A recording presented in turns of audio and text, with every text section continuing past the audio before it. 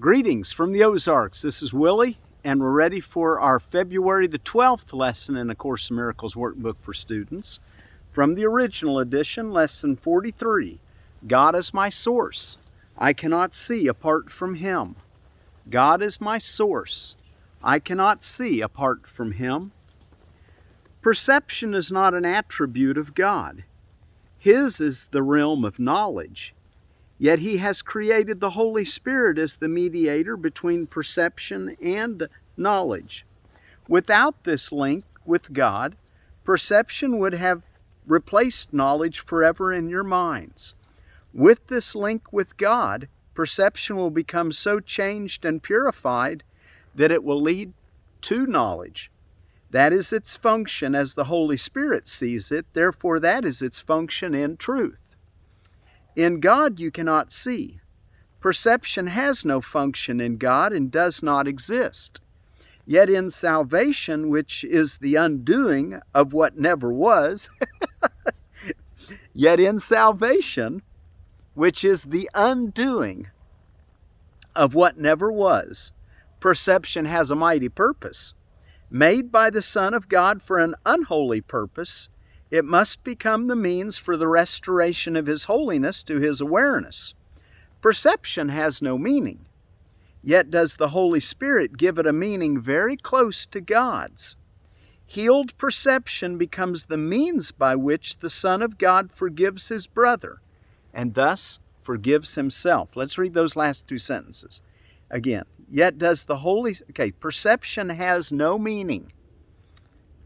Yet does the Holy Spirit give it a meaning very close to God's. Healed perception becomes the means by which the Son of God forgives His brother, and thus forgives Himself. You cannot see apart from God because you cannot be apart from God. Whatever you do in Him, because whatever you think with His mind.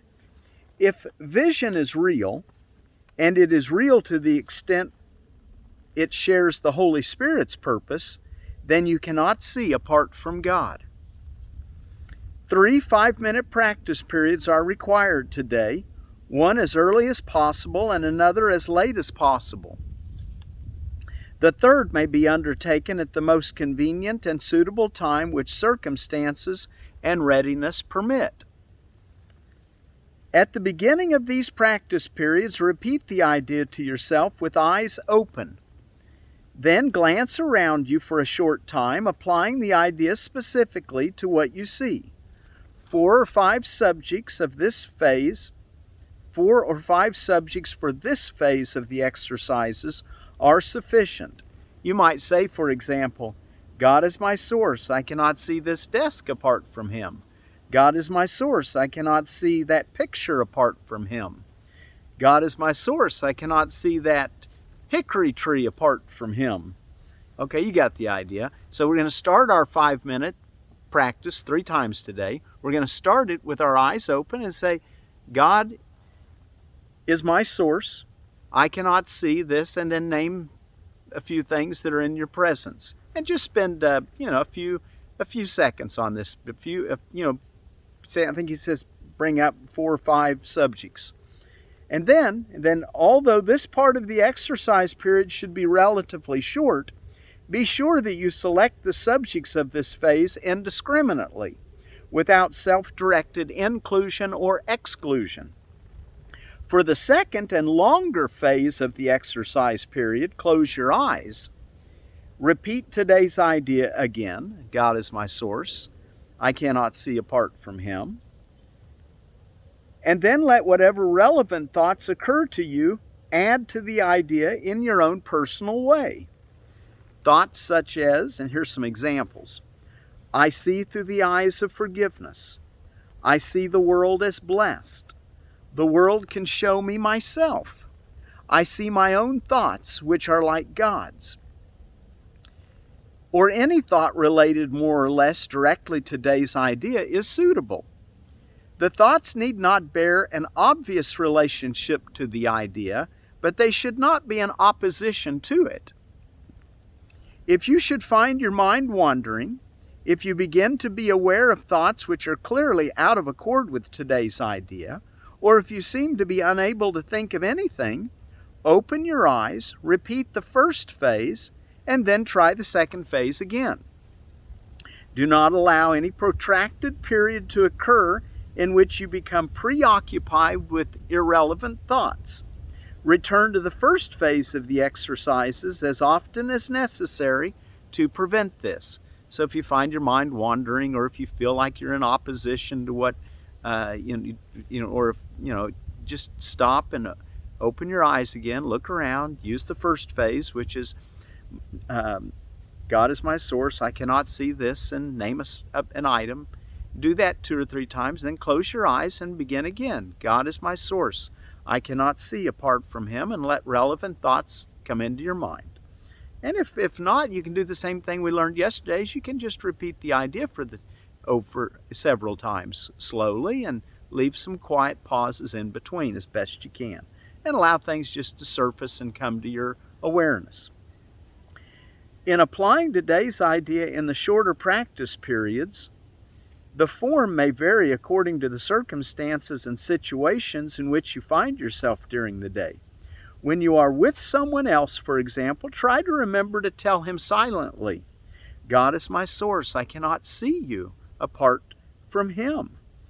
So let's do that with all of our friends that we come across, and our business associates, and people that are happy with us or upset with us. Say to everybody indiscriminately, God is my source, I cannot see you apart from Him. This form is equally applicable to strangers and to those you know well. Try, in fact, not to make distinctions of this kind at all, of trying to divide people up between strangers and people you know well. He says, don't make that distinction. Just know that they're a child of God and part of yourself, part of God, part of the family, part of the kingdom of heaven. The idea should also be applied throughout the day to various situations and events which may occur, particularly to those which distress you in any way. For this kind of application, use this form. God is my source. I cannot see this apart from Him. So if there's a situation that comes up that kind of disturbs you, just say, God is my source. I cannot see this apart from Him, or a person. If no particular subject presents itself to your awareness, merely repeat the idea in its original form. These for your 5 minutes, and throughout, in that 5-minute period. Just if nothing comes to you, just repeat it. God is my source. I cannot see apart from Him. Try today not to allow long periods of time to slip by without remembering today's idea, and thus remembering your function. Actually, when he says, God is my source, I cannot see this apart from Him, he's probably suggesting that we close our eyes just for a moment and ask for help, ask for guidance. If there's a situation that's disturbing you, that's why you were stopping to use this anyway. So you'll let something come to you. And if nothing does come to you, well, then just say the idea to yourself a few times with your eyes closed, and then be about your Father's business for the rest of the day. All right? God is my source. I cannot see apart from Him. All right, let's go take a look in our text reading. We're ready for, in chapter 12, the problem of guilt, finding the present, section 6. And as you're turning there, let me tell you about a mustard that I'm kind of thinking might be a nice one to grow. And it's the Komatsuna spinach mustard, an old Tokyo, also known as the Old Tokyo. And it's Komatsuna, Komatsuna, spinach mustard. And this says it's new in the Baker's Creek catalog this year. We are excited to offer this old traditional Komatsuna strain from Tokyo, Japan. Since it makes such a perfect spinach substitute, it's hard to believe that Komatsuna is actually a mustard. The leaves combine the best qualities of spinach and mustard with a mild and sweet flavor reminiscent of spinach, but with the powerful nutrition of a mustard. All right, so anyway, that sounds like I've raised varieties that are called spinach mustard, And this one here is a spinach mustard. Komatsuna, spinach mustard. All right, let's take a look in our text reading. Paragraph 45, section Finding the Present, section 6. To perceive truly is to be aware of all reality through the awareness of your own. To perceive truly is to be aware of all reality through the awareness of your own. And that's something, to your own awareness. You're going to see all reality, and that's true perception. But for this, no illusion can rise to meet your sight, for all reality leaves no room for any error. But for this, no illusions can rise to meet your sight, for all reality leaves no room for any error. This means that you perceive a brother only as you see him now. You perceive a brother only as you see him now.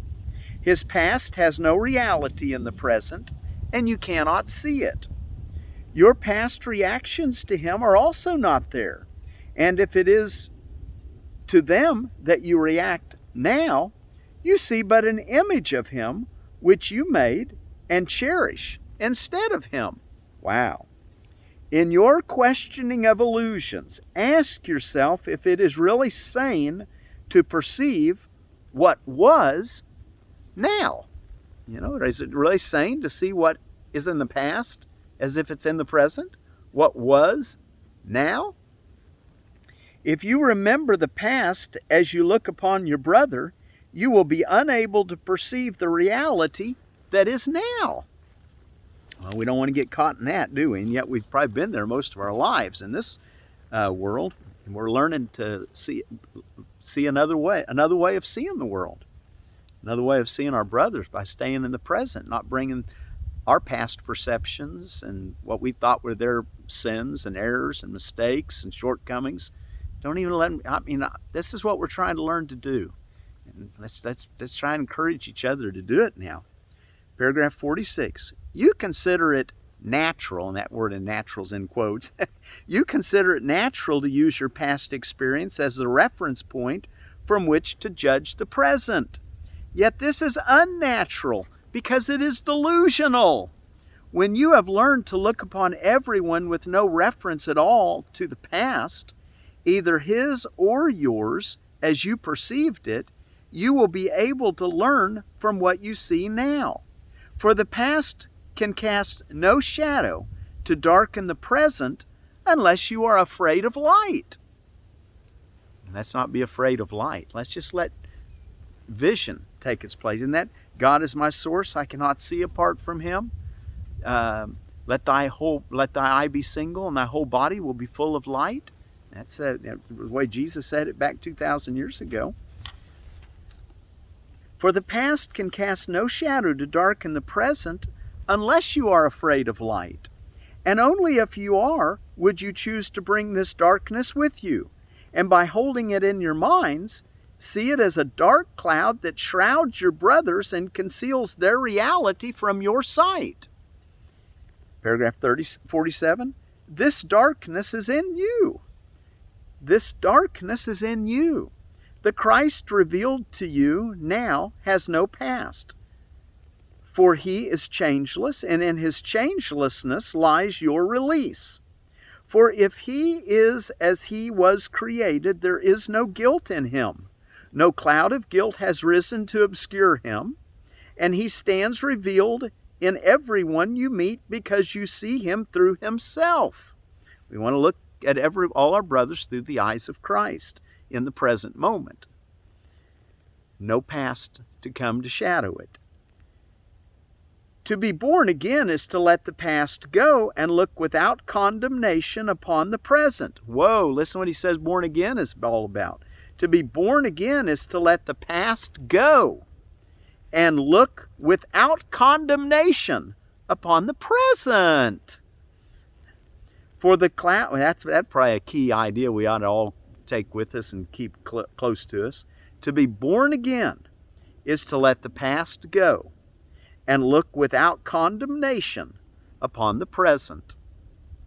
For the cloud which obscures God's sun to you is the past. And if you would have it past and gone, you must not see it now. If you see it now in your delusions, it has not gone from you, although it is not there. 48. Time can release as well as imprison, depending on whose interpretation of it you use. Time can release as well as imprison, depending on whose interpretation of it you use. Holy spirits or your egos. Past, present, and future are not continuous unless you force continuity on them. You can perceive them as continuous and make them so for you, but do not be deceived and then believe that this is how it is. For to believe that reality is what you would have it be according to your use for it is delusional. You would destroy time's continuity by breaking it into past, present, and future for your own purposes. You would anticipate the future on the basis of your past experience and plan for it accordingly. Yet by doing so, you are aligning past and future and not allowing the miracle, which could intervene between them to free you to be born again. And what is being born again? You can well, we just read it, and now I can't even find it. But anyway, let's keep going. I should have marked that, because I definitely want to study that. The being born again is to let the past go and to be wholly in the present moment. The miracle enables you to see your brother without his past and so perceive him as born again. The miracle enables you to see your brother without his past and so perceive him as born again. So we get to see our brothers as born again without the past. His errors are all past, and by perceiving him without them, you are releasing him. And since his past is yours, you share in this release. Let no dark cloud out of your past obscure him from you, for truth lies only in the present, and you will find it if you seek it there. You have looked for it where it is not, and therefore have not found it. Learn then to seek it where it is, and it will dawn on eyes that see.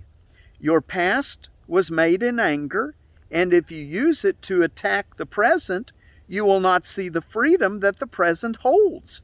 Judgment and condemnation are behind you, and unless you bring them with you, you will see that you are free of them.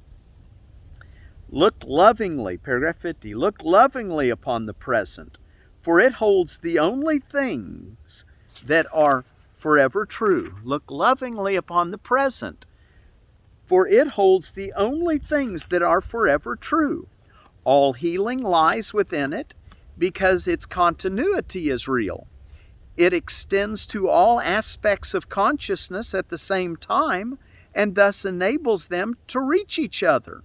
The present is the present is before time was, and will be when time is no more. In it is everything that is eternal, and they are one. Their continuity is timeless, and their communication is unbroken, for they are not separated by the past. Only the past can separate, and it is nowhere. 51. The present offers you your brothers in the light that would unite you with them and free you from the past. Again, the present offers you your brothers in the light that would unite you with them and free you from the past. Would you then hold the past against them? For if you do, you are choosing to remain in the darkness that is not there, and refusing to accept the light that is offered you. For the light of perfect vision is freely given, as it is freely received, and can be accepted only without limit. In this one still dimension of time, which does not change, and where there is no sight of what you were, you look at Christ and call his witnesses to shine on you, because you called them forth. And they will not deny the truth in you, because you looked for it in them and found it there.